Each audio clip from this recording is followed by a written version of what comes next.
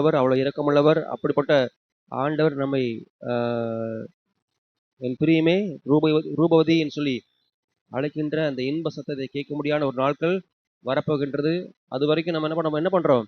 ஒரு மணவாட்டியை போல பூமியில மணவனாகிய இயேசுவை பார்க்கும்படிக்கு, அவரை சந்திக்கும்படிக்கு ஆயத்தமாகறோமா இல்லையா?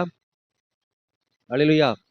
என் மணவாளனாக இயேசு நல்லவர், இயேசு வல்லவர், இயேசு அன்பானவர், என்னை நேசிக்கிறவர், எனக்காக ஜீவனை கொடுத்தவர் என்பதை நம்ம விசுவாசிச்சா மாத்திரமே நம்ம அவருக்கு பிரியமான ஒரு மணவாட்டியாய் நம்மை ஆயத்தம் பண்ணி அவர் வருகையிலே என்ன பண்ணுவோம்?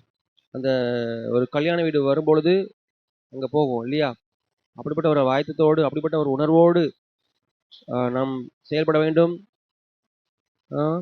பாரிர் அருணோதயம் போல் உதித்து வரும் இவர் யாரோ, முகம் சூரியன் போல் பிரகாசம், சத்தம் பெருவெள்ள இறைச்சல் போல. கன்னியாகுமரி கேம்புக்கு போயிருந்தப்போ சூரியன் வருமான்னு சொல்லி ஒரு 5:30 மணிக்கு 5:30 6 மணிக்கா போனோம்னு நினைக்கிறேன். போனால் அங்கே நாங்கள் போன டைமில் சூரியன் வரல. சரி வரும்னு ஒரு கூட்டம் காத்திருந்துச்சு. அதாவது சூரியன் உதிக்கிற அந்த டைமை பார்த்தா ரொம்ப பக்கமாக இருக்குன்றதுக்காக என்ன பண்ணோம்? சூரியன் உதிக்கிறத பார்க்கணுன்னு ஆசையாக இருந்தோம். 1 ஹவர் 1.5 ஹவர் இருக்குன்னு நினைக்கிறல.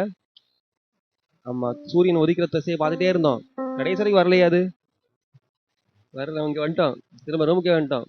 அப்புறம் என்ன சொன்னாங்க? அந்த சூரியன் இந்த மாதம் வராதுமா, சரியாக வராதுமா, ஏப்ரல் மேவா வரும், நார்மலாக பார்த்துக்கலாம், இங்கேருந்து பார்க்குறமா பார்த்துக்கலாம், அது அந்தளவுக்கு க்ளோஸாக ரொம்ப இதாகவும் தெரியாதுன்னு சொல்லிட்டாங்க. அப்போ எப்போன்னா ஏப்ரல் மேவா, ஏப்ரல் மேல தான் நல்ல பளிச்சுன்னு தெரியும்னு சொன்னாங்க.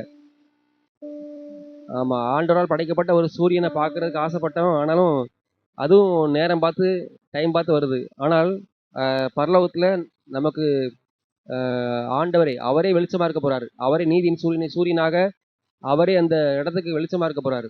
இன்றைக்கு இந்த சூரியன் நமக்கு அநேக விதத்தில் தீமையான சில வெப்பத்தையும் சில காரியங்களையும் நமக்கு தருது. ஆனால் பரலோகத்தில் வாழும் பொழுது அப்படி இல்லை. அவருடைய முகம் சூரியனை போல பிரகாசம் இல்லையா? அப்படிப்பட்ட வெளிச்சத்தில் நம்ம வாழ போகிறோம். அப்படிப்பட்ட சூரியனாகிய இயேசு கிறிஸ்துவை பார்க்க போகிறோம், தரிசிக்க போகிறோன்ற ஒரு ஆசையோடு, அப்படிப்பட்ட ஒரு இயேசு கிறிஸ்துவை பார்க்க போகிறோம், அவர் கூட வாழ போகிறோம்.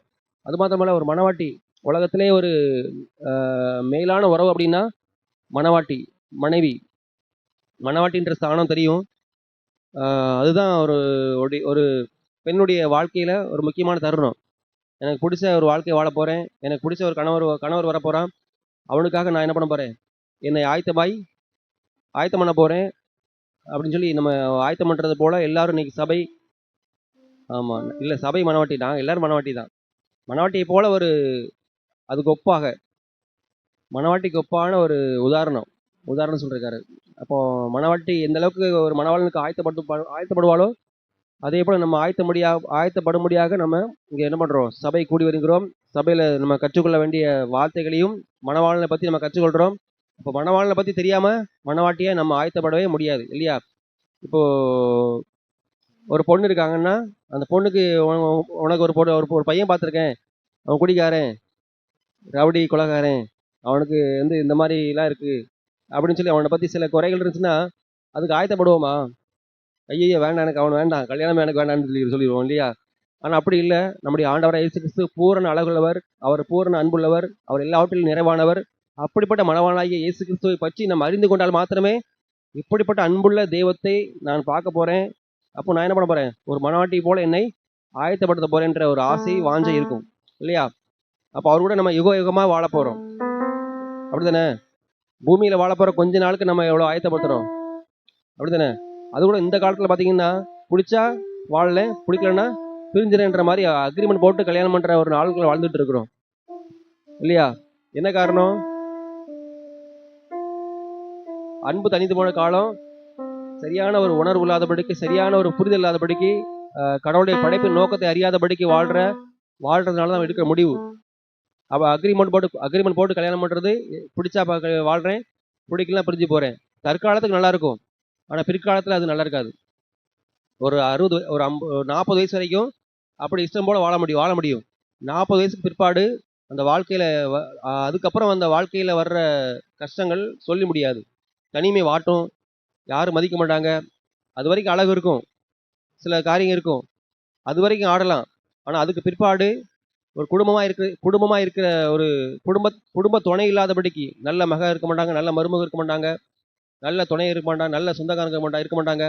அப்படிப்பட்ட ஒரு வாழ்க்கை வாழ்றது ரொம்ப சரியில்லாத ஒரு வாழ்க்கையா முடியும். ஆகவே தேவன் நியமித்த வாழ்க்கை சரியான வாழ்க்கை. அப்படிப்பட்ட ஒரு வாழ்க்கையை வாழும்படிக்கு நாம் அழைக்கப்பட்டிருக்கிறோம். ஆகவே நம்முடைய நேசரே சிறந்தவர், அவர் பூரணர், அவர் அன்புள்ளவர், நம்மை நேசிக்கின்றார். அப்படிப்பட்ட அன்புள்ள இயேசுவை நாம் பாடுறோம் இல்லையா?